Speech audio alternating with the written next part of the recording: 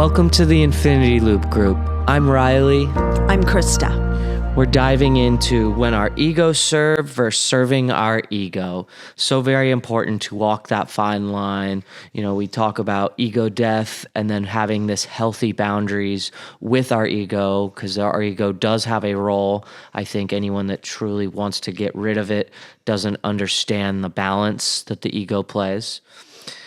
Even though we are ego, we are not just ego. There's a need to tend to the confusion of the still broken ego. In the futility of trying to be itself without infinite love, it's confused.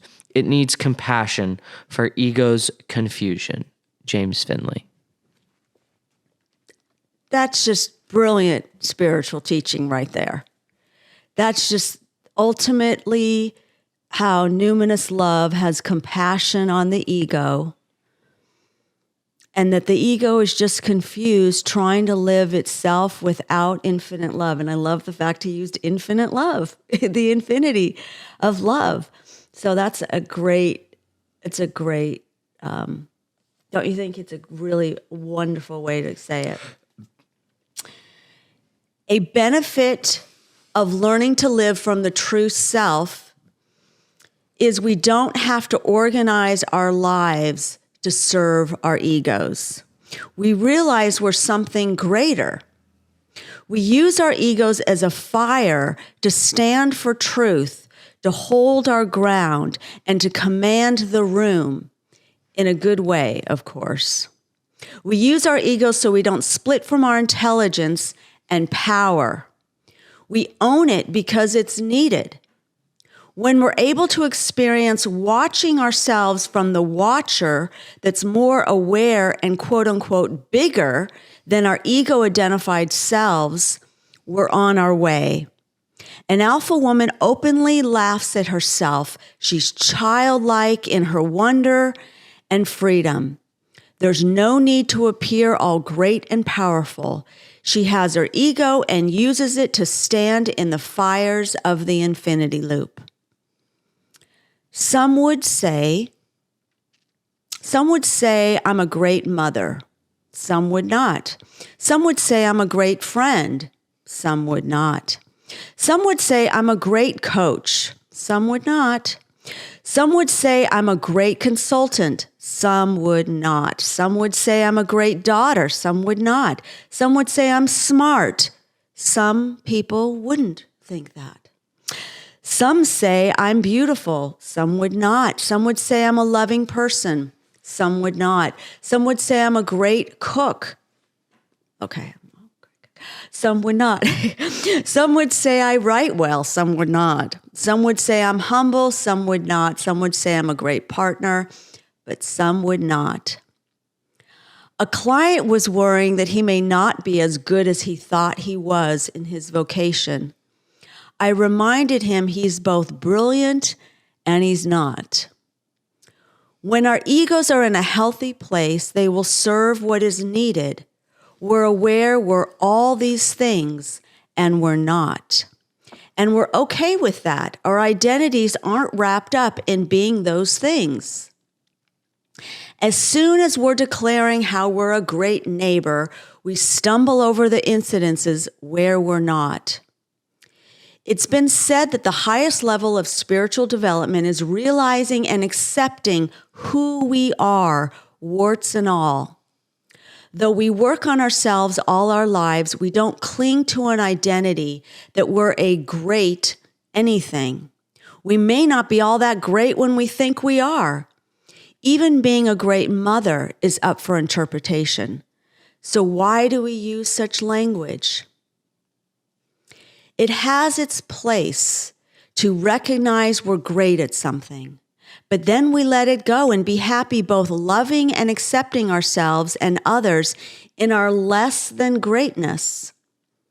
There's a sense of humor, lightness, and humility in being secure enough to see and hear where we aren't so great. I believe in seeking to be the greatest we can be in what matters to us, but there's a humility and freedom in that.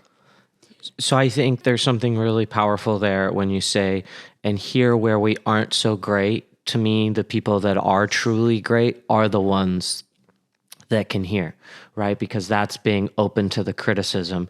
By just because someone is criticizing something you're doing to maybe do it better doesn't mean you weren't even doing it great to begin with, right? Like that to me has a beautiful dance between the being great at something and the people that are really great at things never settle for where they're at and are always striving to do better. So those are the people that are the most open and humble to criticism.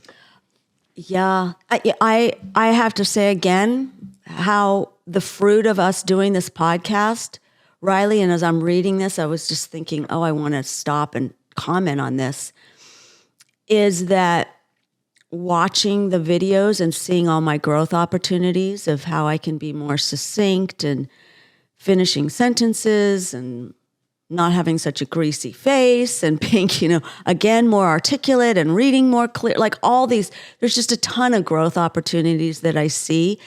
And I'm in this place of total love and acceptance of my not so greatness. Well, I think it's so much too of believing in the message that we're portraying. We are putting something that we consider greater than ourselves out into the world and sharing this. This is a part of our soul, but it's something that could be a part of your soul as well, not let's uplift our accomplishments of this great project we did. It's like, no, we feel so lucky to have stumbled across these jewels that we just want to share them with others that are willing to hear. Yeah. And so it is that's beautiful going, oh, wow, I really am in that place of this is who I am, warts and all. And I'm so excited about how I'm going to get better. On my 40th podcast, a lot better, but I need the practice, and I'm going to practice it out here. And just this deep acceptance and like letting, the ephemeral go of what's not perfect or doesn't look good or whatever. So there is that childlike freedom of just such deep acceptance, of living out loud and realizing how healthy that is, how healthy it is to really be, and I'm great and I'm not, that's the ordinariness. Well, that's the security of a healthy ego, actually. It's the most open to criticism in a healthy way. You go, hey, we're putting it all out there, open to criticism because we're always striving to do better. Yeah, and we catch we watch our videos and go, oops, we said the wrong word there. Oops, we said, something that was inaccurate. There's just it's all beautiful. It's all part of that being not perfect. Well, even not being in your idealized self. But as we go through this, very much of what we're teaching is to not get caught up on we said a wrong word and go, well, what is the message that is being tried to portray, and does that resonate with you? Right, and that we're not self-conscious, right? We're trying to focus on being in our consciousness, not self-conscious. I'm trying to stay in more almost my flow state and go, what with the amount of time we put into this information and continuously study of it, how can I communicate that in a more natural way, not a script? That's where I feel like the flow state helps pass on this message. Yeah.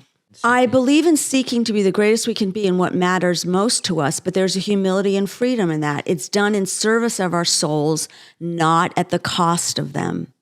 It's humility and confidence. We stand up for what we believe, but we don't have to grandstand our brilliance. We don't need others to validate us to feel okay. It just doesn't matter. That's a bold statement to say we don't need other people to validate us to feel okay.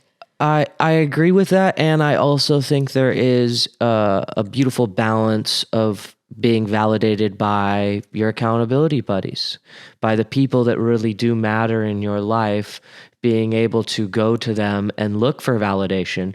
I think it's a great thing to strive for not needing validation, but I don't think someone is wrong for needing validation, because to me, I think that is a form of checking in with others to go, am I going in the right direction? And sometimes that validation can come from, hey, these are the things I'm thinking and this is where it's taking me. I need you to validate kind of my experience or my perspective here.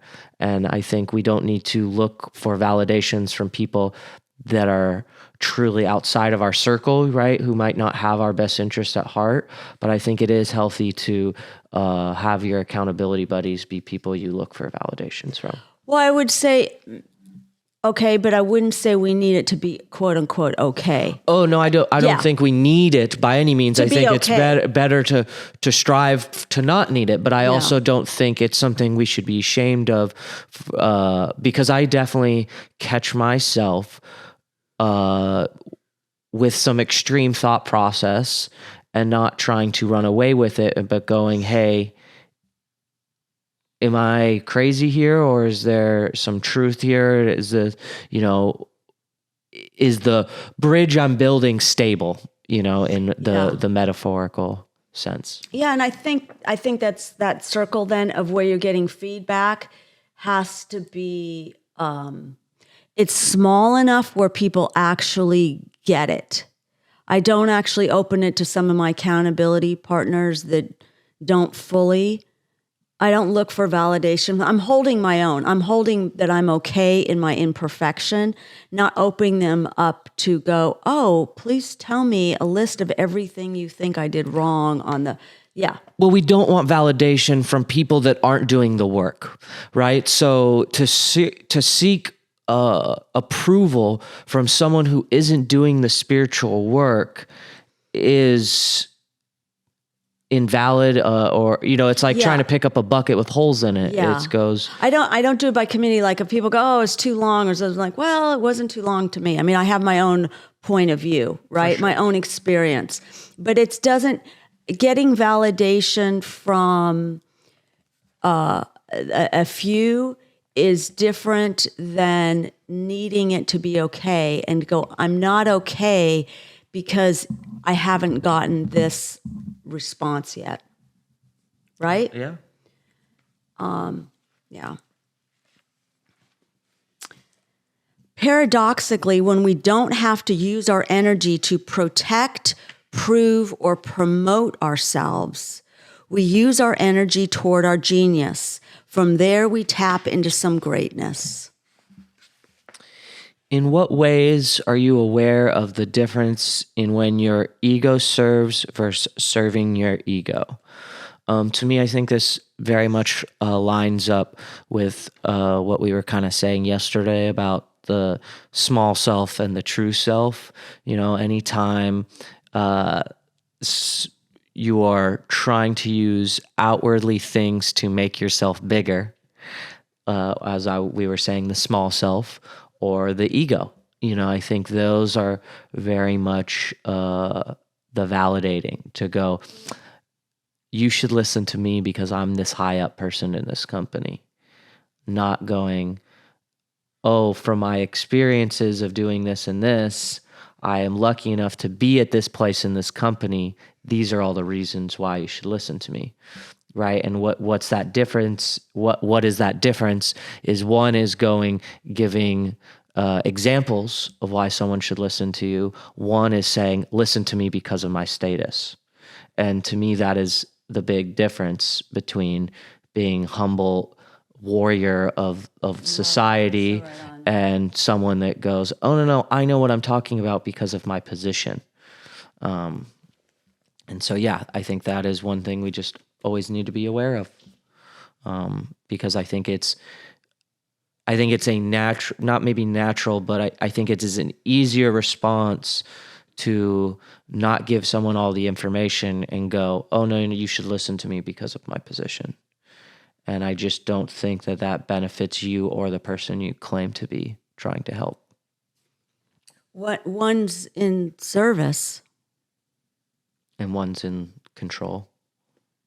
Yeah, one is an ego. One is I'm separate and superior and important. And one is in service, right? You can feel that energy. For me, I can feel it. I really, it's not like, oh, am I? And it's like, oh, I can feel when I'm overcompensating and needing to, use my ego in not a beautiful way. So I think that really lines up with this next question that I think you could answer. In what ways do you see the value of embracing the ego as not all bad in this alpha woman and the infinity loop model? In what ways do you see how the ego, our fire, is in service of what is beautiful and true, in boundaries for ourselves and others? This isn't done by running over others, but by the grace and wisdom and strength of our wholeness.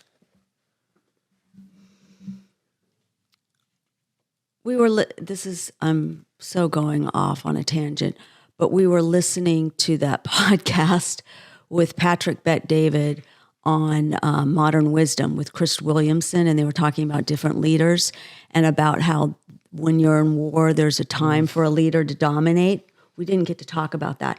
And I thought, and they were talking about Churchill, and I thought, yeah, like there is a place, they use the word dominate, but there is a place when you go, no, this is the direction we're going in.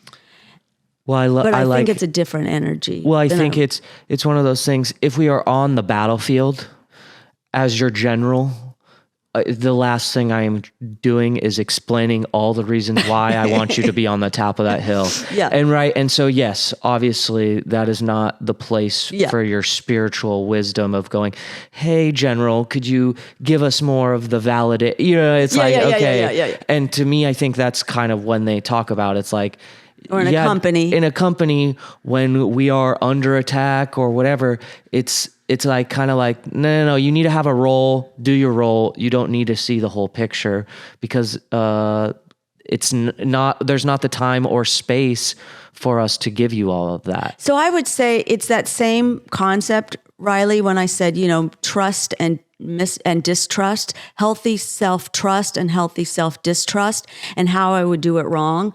I would not trust myself when I should, and I didn't trust I trusted myself when I shouldn't. Right. And I could say, I know when I have not stood in my ego strength, when that is exactly what would have been in service of the good, trying to quote unquote, not like my ego, and then pushed through my ego when it was not in service and not dropped into the infinity loop and in connection. And does that make sense? Yeah. And I could say, that ego strength that goes, nope, I'm holding fast to my wisdom, expertise, experience, and that's when it's in service. Yeah, I think of how so much of science and big picture stuff writes off the individual experience, right? Anytime someone pulls out a study and then you go, well, from my experience, it's the opposite of that study. And then they go, oh, well, that's what is the term? Outlier? An outlier, thank you. And I guess from my personal experience in life, I trust outliers more than I tend to trust these big statistical flow charts, because obviously the more you investigate into those, you start realizing how easily they are manipulated. But more importantly, it's to me, it's about trusting and believing in your experience of life, right? It's you experience something, and I don't believe it's an accident. I believe that this is information that is meant to help you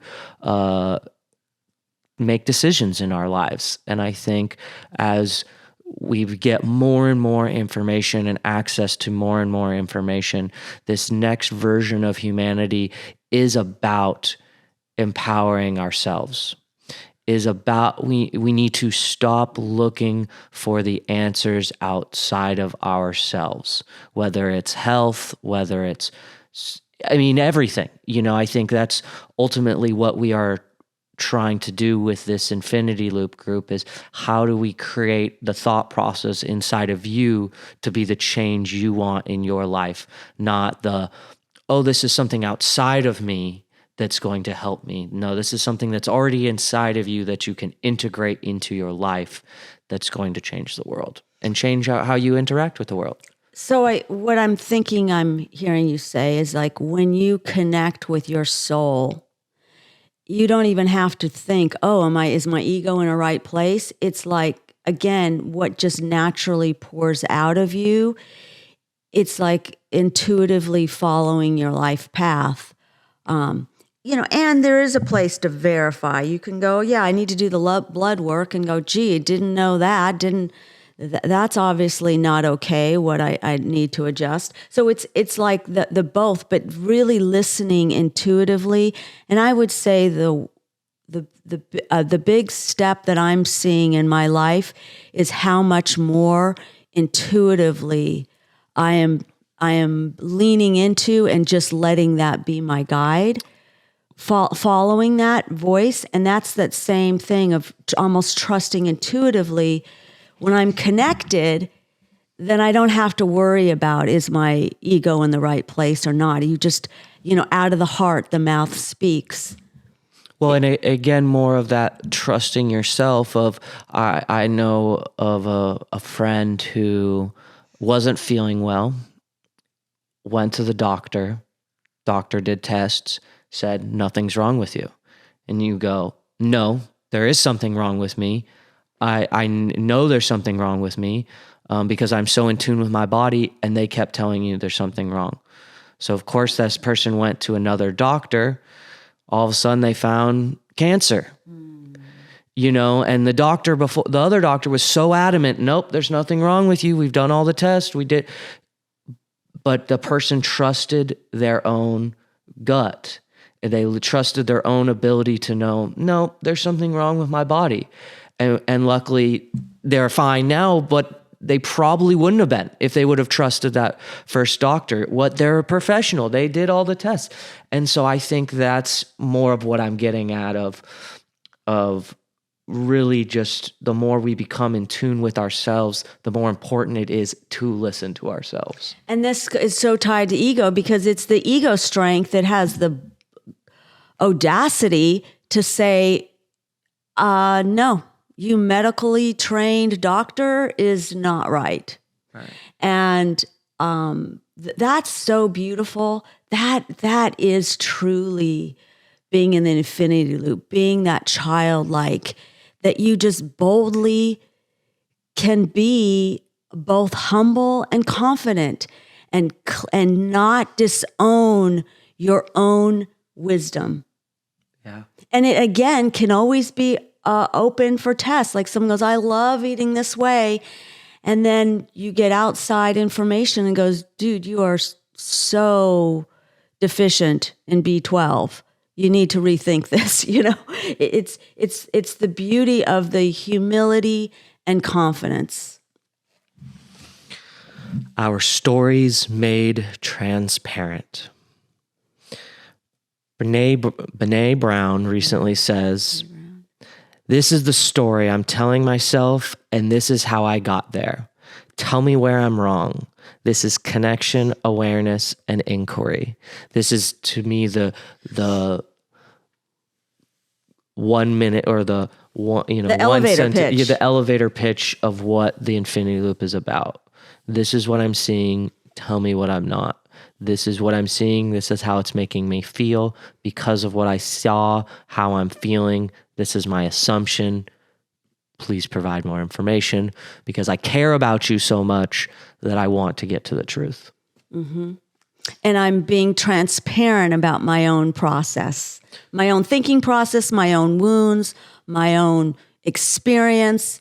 And I'm taking responsibility for my experience. And I have this self-awareness of why I'm feeling what I'm feeling. Well, and I really like it because then it also makes other people held accountable for how they're being perceived. You don't have to attack them, because it's never about they're wrong, because so many people are acting unthoughtfully, right? The amount of people that are surprised at how they're being perceived by others, I think is the more you use this practice, the more you'll realize how many people are just oblivious to how they're being perceived to people. And then you stop taking so many things personally. At least from my experience, I've noticed that of the things I thought someone was doing to slight me, once I created the conversation to bring this up, you just start realizing how many times people are in their own head and so oblivious to what they're doing and how it's affecting you. And it's just a beautiful way to empower them to then become more aware, so it's like they don't even have to know these infinity loop tools, and you're already creating the environment to allow them to become more aware, but not feel attacked for their lack of awareness, for the better note. Yeah, thank you. That was very good. So good. Byron Katie teaches us that we often tell a story to ourselves about others, and others tell a story to themselves about us. It's unavoidable. I was talking about that to Riley. Our discussion was about his friend, Steve, we'll call him, not his real name, who told himself a story about Riley.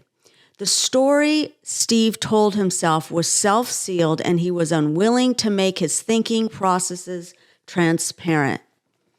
The thought that we asked Steve to open up his story for feedback and confirmation made him livid. His truth was, quote unquote, the truth. There was no feedback loop.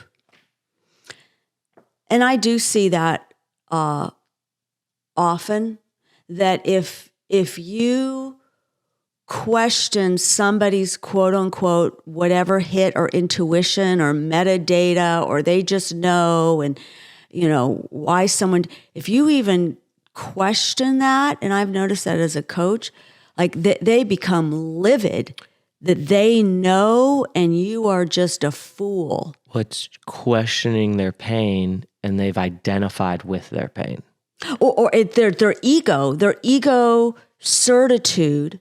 And that's what Byron Katie would say. It's like that's keeps the ego big when you can't question it. When you can't question, which is the ego mind, is the certitude. I know why somebody did what they did. I know, and you could be right. But if you are, you could be right. But when we get livid and we go, I will not show any data to support this, and I can't be questioned. I can't make space around it. And they're wrong. They're complete. You see this all the time. And they go, yeah, I know the sister didn't mean that one bit in that email. And so just ran off with it and started telling the story, and nobody else knows. And we're like, yeah, I read that. And the people closest go, yeah, I read the email. Didn't mean anything that she interpreted it, right? We're wrong. When we get that reactive, we go, ooh, what if we're wrong and could be wrong? What other ideas could... Well, I mean, what you're explaining is exactly why I like listening to so many different podcasts, because it's so amazing how one thing can happen, and so many intellectual people who, in my opinion, most of these people are being genuine. They're not just playing a role to say what they think people want to hear, but they really have their own opinion on the situation. And to hear such a large array of opinions, to me, is just a beautiful practice to coming to my own truth. Yeah, it's so good. It was a pattern in Steve's life. His assuming led to his hurt and anger, which took him out of learning. Steve also wasn't wanting to face his own agenda, so he projected it on to my son. I feel very clear about what I'm saying. He needed to make my son bad because he was the one who pointed it out. Steve's own wounds of not being enough got covered up by his ego. He used his anger to hang on to his own truth at the cost of seeing what could be truer. There was no connection, awareness, and inquiry. This is my observations from speaking with him. That pattern will cause problems in Steve's life if he doesn't figure out it doesn't serve relationships or decision-making. I was sad about the situation because the young man thought of me like a mother, but wouldn't let me coach him. The good thing was my son was able to see that his friend was just believing the story he told himself. Riley didn't take it personally and was able to wish him well. He was also able to acknowledge that he does the same. The Latin root of the word arrogance is arrogo. It means I ask no questions. Arrogance can also mean making assumptions, having excessive pride, and disrespect for others. Respect, by definition, is taking the second look, to respect, as in spectacles we see through. Yeah, I mean, this is the importance of questions. When you inquiry. When you question things, you are actually empowering them, not disempowering them. And anyone that runs away from questions does not want to empower you with the truth. They want to control you with a narrative. So from control to curiosity. Curiosity is truly one of the qualities of the whole self. The abundant self is having that inquiry, to be curious about yourself and another and the world and the nature of reality. Like you always love to say, what don't I know? What don't I see? It's willing to see if the assumptions we're making are wrong. And making assumptions is what we all do all day long, whether we like it or not. It's how our brains work. The safety for that is how we create a new habit of making our assumptions known and asking for verification. Gosh, I try to teach that in, divorced couples that are co-parenting. Hey, Johnny said this, blah, blah, blah. And I just wanted to verify that with you, and is that correct? What's your experience of that? I mean, that's just great co-parenting. And not feeding into that, My son piped in, if we all make our stories transparent, that's being more evolved. I like that. We all have stories. We acknowledge we're telling ourselves a story that may not be true, that leads to suffering.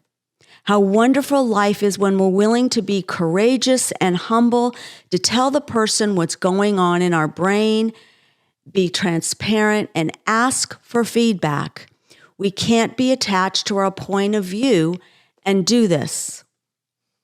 Our stories made transparent. It's called Getting Down the Ladder of Inference, coined by Chris Argyris.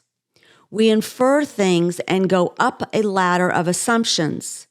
By being transparent about the data we select and the story we tell ourselves, and then inquire where we may be off, we make our way down the ladder. And I will go into more detail in the book, but it's basically how our brains, there's certain data like what a video recorder would record. That is the facts. And then we're going up and we immediately start selecting data because we have to, our brains have to make choices to get through life at a efficient enough clip. But then we take a feedback loop and we only select that data, and then it becomes self-sealed and go, oh, look, see, that verifies that verifies that. And when you are in people who know these skills and they're accountability partners, we go back to the video recording and go, wow, what could we be missing? What data did we select to just confirm our bias that we already had? And how do we get the infinity loop eyes that gets the biggest view and sit in inner stillness without our ego hit that goes, see, I was right again. My ex-husband really is a jerk, and I'm really clear, and this is why I'm the better parent, and this is why I can feel okay about myself, and this is where I can compensate for my shame because of my inadequacies, and I'm feeling pretty good now. And I'm just going to keep in my loop, and how dare you question my loop?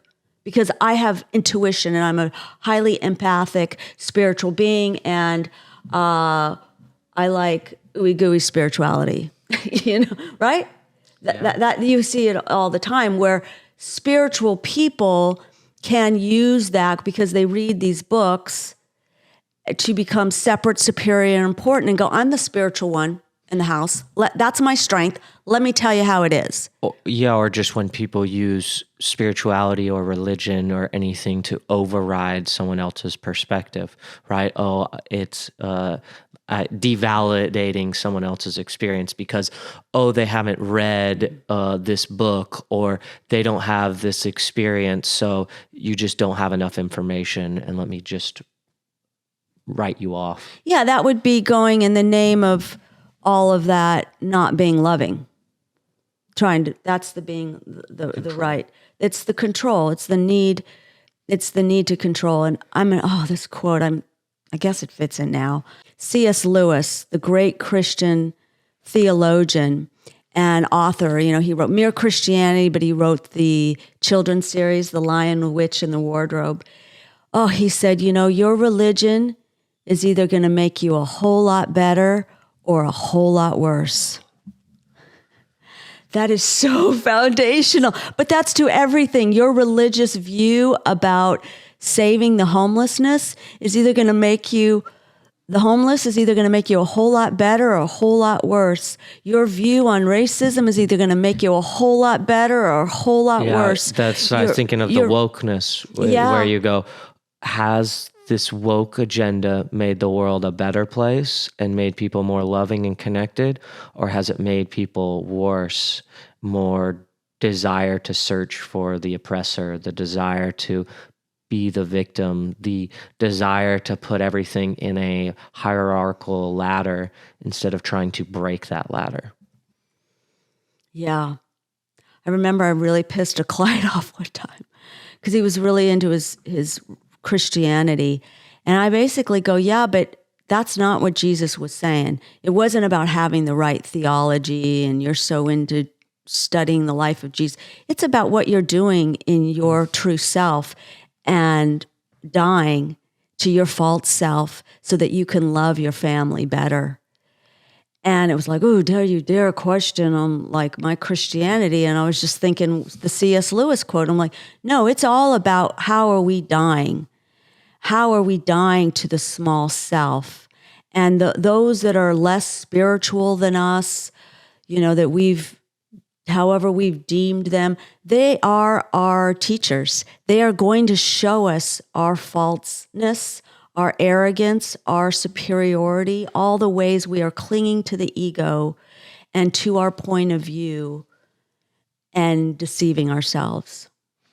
Well, it's what I thought of when you talk about that client. I think about how many friends or people I've talked to that a lot of the reason why they write off Christianity is because they have a bad experience with a Christian, which first of all, I don't think you should write off any group based on your experience with some people from that group, because that's just because one person isn't following the teachings and claims to be one doesn't mean that the teachings aren't valid. And there's many, many streams of Christianity. Right. They're more accepting and universal. And so more importantly, what I was trying to get at was the essence of when you lead by example, you don't have to tell people what you are.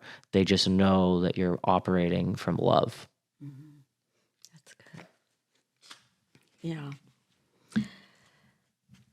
Ladders aren't anything we want to hang out on for long periods of time. We've all heard horror stories with ladders. It's no different with our ladders of assumptions. Both have caused injury and death to relationships, opportunities, and our evolution. When we make our stories transparent, we grow in connection, awareness, and inquiry, 3 things that give us a stable surface to stand on. in what ways is this approach full of connection, awareness, and inquiry? Where is it full of humility, learning, and honesty? It's delicious. I'm just bouncing inside. I'm just bubbling in bliss at how wonderful. It's just delicious. It's delicious to understand these organizational development, dialogic concepts of looking at where our thinking is in the way and how to have healthy thinking models that show us more of our blind spots. It's just delicious to me because it's founded in love. Well, and so much, not certitude. And so much of whenever you're being transparent, that's a form of connection. You're giving them more awareness and you're creating an opportunity for more inquiry, which is all. And then based on being that transparent self, you are being more humble, creating an opportunity for them to learn, and you're creating honesty between both people because you go, this is my perspective. I'm open for more information. Yeah, and you also shows people who don't want to do that. Like, again, not clarifying the infinity loop. When I said, quickly. They go, well, do you treat Black people the same as white people? And I said, I think I do, but I feel like I'm supposed to say I don't. And I was being transparent that I felt that there were like a script that you're supposed to follow, and I wanted to be authentic. And then that pissed the hell out of them. That just started, oh, she's not a game player. And so people don't understand what it's like to be transparent. So we really need this shift in culture. And there's several different streams of spiritual psychology and teachers that are, from Byron Katie to Brene Brown, that are using this, hey, this is what you said. This is how it hit a story. This is how I interpret it. So this is how I'm feeling right now. Tell me, am I wrong in what you said? So it very, very aligned with this next question too. In what ways are you the leader by being teachable and modeling not knowing? And from not modeling the not knowing, creating the vulnerability, the honesty, and curiosity, which is supposed to create safety, which they pretty much tossed out the window, right? At that situation. Yeah. And instead of acknowledging your vulnerability of sharing the I don't know, like this is what I'm saying, but I feel like I'm supposed to, they use that as an opportunity to attack you instead of ask more questions. Oh, okay. The infinity loop would be, well, why do you feel like you're supposed to say that, right? I mean, is that not? Yeah, it would. Yes. And then I'm just thinking about how every single thing, you could never go, oh, well, is that true? Is that really true? That's what that said on the little video clip? Has that been proven to be true? That no one could have a different opinion about that? So there's just the certitude that we are going to teach you, and there is no other experience that could question. You really are becoming, if I had used the phrase, a sheep. Well, it's so funny as you hear that. I was thinking about how many times I'll get into conversations with people, and they will say something as if it's fact, not realizing it might even be a quote that's not fully quoted, right? Is or it's like half of a quote where you go, oh, God. Do you know what was said before or after? And they say it with such as if that's the nail in the coffin to prove my point. And you go, okay, yeah, that proves the point if that is what was said. But if you dive in the context, right, it's like, yeah, but then the sentence before that disproves that and the sentence after. So what are you talking about? And so from my experience, that's where most people are kind of coming from. They come from these certitudes of information that is so fractal that they go, oh, well, this fits my puzzle piece, so let me put it there and end there and not ask any more questions. I see where I've done that with like diet and stuff in past for years, years ago, whatever. I think and it's natural. I'm such a natural salesperson, influencer. I have to be careful. We sell ourselves. We sell. So like I've just gotten people like, oh, you're selling herbs now? You're doing this now? I mean, I'm just going back, decades, where, in some of those, like, science has proven that's wrong now. It's like, well, no, actually, you need to eat a little more fat in your diet. I mean, so it's just, I see it. I'm much more in the I don't know, and I'm constantly learning. Yeah, and having your own experience. And I'm pretty sure about some things right now to the best of my ability, right? It's not like, right? It's you're holding it all. Like, yeah, I'm going to go in that direction with my diet right now. So in what ways does this approach challenge the held beliefs that my truth is the truth? I had a friend who really used that phrase, my truth, my truth, my truth. And it always sat weird to me. And I really realized that kind to me, it sits weird because it comes from a place as if I have all the information and you don't. Yeah, and it's a very ego-sealed way that is not recognizing that some of the defenses that would come up were truly ego defenses, shutting out anything that would challenge this person, where they had a fixed mindset. And that's an interesting thing. Someone can have a real fixed mindset, not a growth mindset, and wrap that around with a bow of my truth. And they're just not wanting to be made uncomfortable of where it would threaten their ego or their laziness or where they need to grow or their bad habits, their belief systems. Yeah, I mean, to me, that's someone that is, again, attaching themselves to everything we talk about, detaching yourself from, right? This is my truth, the truth is the ultimate. Yeah, this is my inquiry. truth, but I'm not saying it's, this is my truth. I'm not saying it is the truth is a better way of saying it. It's got like a certain gentleness to it as, this is my truth. This is my reality. This is, I like to say, this is my reality. This is how like when I go, hey, my discernment doesn't line up with yours. Well, I'm discerning different things in that person. Well, and how you're phrasing it though provides that you're still open for more information. When they go, this is my truth, the truth, it's very much shutting out as if, hey, I have all the information I ever need, and that's why I know it's the truth. And the infinity loop is all about always getting more information. Yeah. You never truly have all the information.